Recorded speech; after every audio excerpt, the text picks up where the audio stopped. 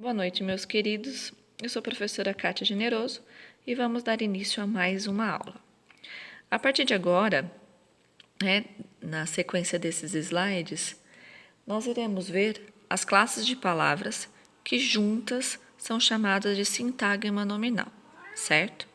Nesse sintagma nominal, o destaque para a aula de hoje vai para o substantivo. O substantivo, ele merece toda essa atenção porque ele é o núcleo desse sintagma. Ele é a classe de palavra mais importante dentro desse grupo, certo? Então, hoje nós vamos ver como nós usamos, para que ele serve, toda a sua importância para tudo que falamos e escrevemos, ok? Bora começar. Ó, eu tenho aqui a imagem de um asteroide, certo? Aqui na legenda está escrito: o corpo celeste da imagem foi flagrado atravessando nosso sistema solar em 19 de outubro de 2017, batizado de Oumuamua, palavra havaiana que significa mensageiro. O asteroide mede mais de 400 metros, segundo a NASA. Fica com toda essa informação na mente, que daqui a pouco você vai entender por que eu trouxe esse texto para vocês. Bem, vamos pensar na utilidade do substantivo, certo? Para que ele nos é útil? Primeiro, a função mais óbvia do substantivo é dar nome. Tanto é que quando nós éramos pequenos, lá na educação básica, nas primeiras séries, a nossa professora falava que substantivo era a palavra que dava nome às coisas, aos objetos. Essa professora não estava errada. É que ela estava dando para a gente apenas uma das funções do substantivo. De fato, ele nomeia, certo? Nomeia objetos, nomeia pessoas, lugares, sentimentos, profissões. E todos esses nomes são dados de acordo com a cultura, certo? Então, toda criança tem essa mania, né? Por que dedo chama dedo? Por que sol chama sol? Por que copo chama copo? Bem, porque quando fomentou-se esse nome, para aquela cultura, esse nome fazia sentido, certo? Então, cada nome tem o seu significado de acordo com a sua sociedade, de acordo com o meio em que esse nome foi construído, foi constituído. Entenderam? Então, isso que nós temos que pensar. Pensa na palavra inferno, para vocês terem noção a multiplicidade de sentido que essa palavra tem, de acordo com o contexto em que ela é utilizada. A palavra inferno, tradicionalmente, ela significa um lugar para você expiar os seus pecados, certo? É um lugar onde aqueles que cometeram muitas falhas na terra são levados, as pessoas são levadas para que elas possam pagar todos os seus delitos. Então, todo esse conceito, em cima desse nome, em cima desse substantivo, é de origem religiosa, de origem cristianista. Ótimo. Agora pensa, nos dias de hoje, a palavra inferno não é usada só nesse contexto. Eu posso entrar num ambiente muito quente, muito abafado, e mesmo que não tenha ninguém, eu fale: nossa, esse lugar está um inferno. Mas por quê? Porque eu faço referência à temperatura, certo? Por quê? Porque na nossa cabeça, o inferno é um lugar quente. Então, eu posso me referir só a essa significação, Que inferno que está esse quarto, só porque ele está quente, não porque que aquele lugar vai me causar, vai fazer eu sofrer por eu ter cometido falhas na minha vida, nas minhas escolhas, nas minhas ações. Ele só vai me fazer sofrer porque a temperatura está alta. Então, eu pego só um significado. Eu também posso falar assim, eu entro numa sala de aula, com 60 alunos de 11 anos. E eu posso falar, diante de toda a disciplina: nossa, isso aqui está um inferno. Eu não estou me referindo mais à temperatura, estou me referindo ao sofrimento que eu vou sentir ali, porque ali está uma bagunça, uma desordem, algo insustentável, Não dá para sobreviver ali dentro.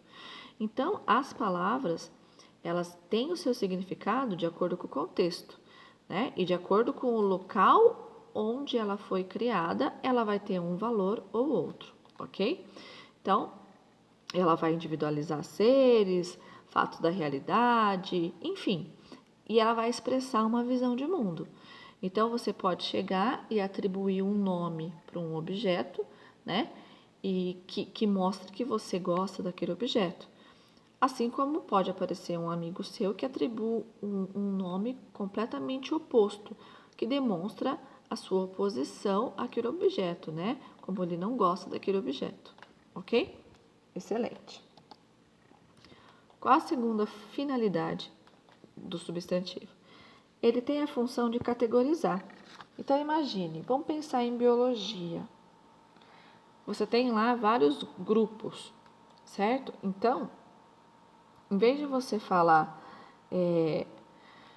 onça, leão, guepardo, gato doméstico, você pode categorizar todas essas espécies como felino, certo?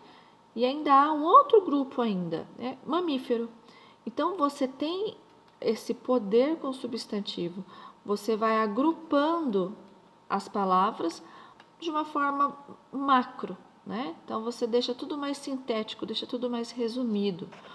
Para vocês terem noção, o dicionário faz isso para a gente, né? Então, ele vem lá, medicina, zoonose, e assim vai, flora, fauna. Então, são as categorizações, né? Então, eles resumem os termos, tá? E a função referencial é exatamente isso que você está entendendo, faz referência a um termo que já foi dito. Então, lembra aquele primeiro texto? Eu posso retomar aquele nome estranho, aquele nome havaiano, que eu não vou me recordar agora, podendo falar o asteroide ou o cometa. Então, eu uso um outro termo para fazer referência a uma palavra que já foi dita anteriormente. Entenderam? Então, eu uso um outro substantivo que vai fazer referência. Tá? Aqui estava lá, asteroide aponta para as expressões como corpo celeste e Oumuamua, que foi o nome que foi dado àquele asteroide. Entenderam? Então, é isso que é fazer a referenciação. Portanto, são essas três funções: nomeação, categorização e referenciação. Certo? O que mais eu tenho que entender do substantivo? Olha eu lá no reflexo, mas tudo bem. Ó, o que você vai ver? O substantivo, ele pode ser abstrato ou concreto, tá?